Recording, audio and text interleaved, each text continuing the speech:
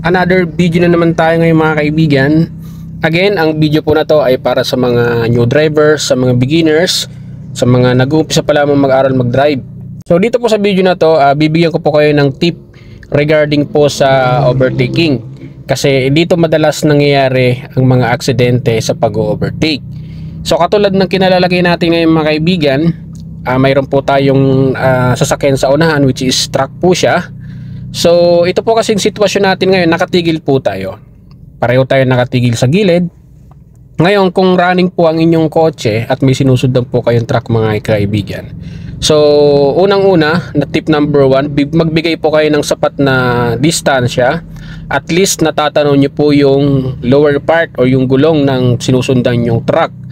At the same time, mag-observe din po kayo mga kaibigan ng mga guhit sa kalsada. Katulad nito, may solid line dyan sa inner lane, so which is bawal tayo mag-overtake.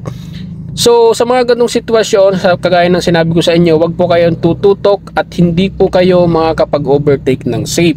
The more na tumututok po kayo, lalong-lalo na truck nga po yan, so hindi po natin nakikita yung mga paparating na maaaring may kasalubong tayo. Kung mayroon naman ditong linya sa kanang bahagi, hindi po natin kita kung may nakapark or may nakahinto sa gilid. Kaya much better kung kayo po ay mag-overtake sa isang malaking sasakyan katulad nitong truck na to, mas maganda ho na malayo po ang distansya nyo para nakikita nyo po yung mga paparating dito sa kaliwa, at kung dito naman sa kanan, nakikita nyo kung may nakatigil or nakahinto. Kasi the more na lumalapit po kayo mga kaibigan, ayan, sa mga new drivers, no, sa mga mahihilig mag-overtake, so unsafe po na mag-overtake tayo sa mga malalaking sasakyan.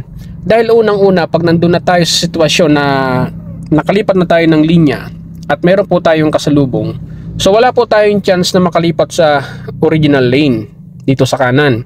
Kasi mahaba po yung truck, malaki yung mga trucks, mga trailers, mga bus, yan. So yan po yung mga titignan natin sa mga sitwasyon pag tayo po ay mag-overtake, dahil unsafe po, no? So madalas sa mga trucks, lalong-lalo na pag mga loaded, ay mabagal po talaga sila. So minsan nakakainip, no? Nakakainip tumakbo. Kaya minsan napapaisip tayo na mag-overtake na lang. Ayan. So tignan po natin mga kaibigan yung situation. Dahil hindi sa lahat ng pagkakataon ay lagi po tayong mag-overtake. Katulad nito, umandar na yung truck. So titignan natin, mag-move tayo mga kaibigan. Okay, moving forward po tayo. Kaya natin ang first gear. Okay. So sa pagkakataon na to, dapat magbibigay ka ng signal. Lipat muna tayo ng linya. Ayan. Okay. So moving forward tayo. Ayan. At syempre huwag kalimutan na tumingin ng side mirror. Ayan. So sa ganitong pagkakataon po mga kaibigan, so mabagal po yung truck. So solid line dito sa kaliwa, delikadong mag-overtake dyan. Ayan, may mga kasalubong tayo. Dito sa kanan may isang linya, which is pwede tayong lumipat dyan.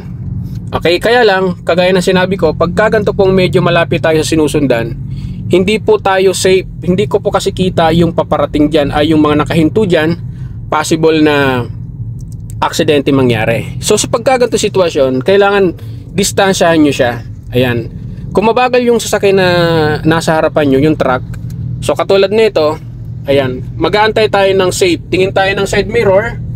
Ayan, dapat may signal na tayo sa kanan, nag-aabang tayo. Huwag tayong padalos-dalos sa pag-overtake.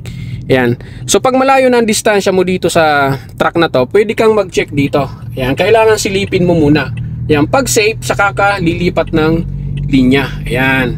Kasi ito po yung time, at nandito na yung broken line, kaya tayo babanat ng pag-overtake sa kanan. Ayan. At ito pinakamahalaga mga kaibigan, magbigay ka ng passing light, then signal ka sa kaliwa kung babalik ka sa original lane, then tingin ka sa side mirror, kailangan malayong-malayo ka na.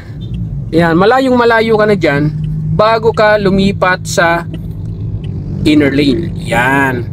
So ganyan po yung tamang pag-overtake para safe po kayong lilipat sa mga linya kapag kayo ay nakapag-overtake na.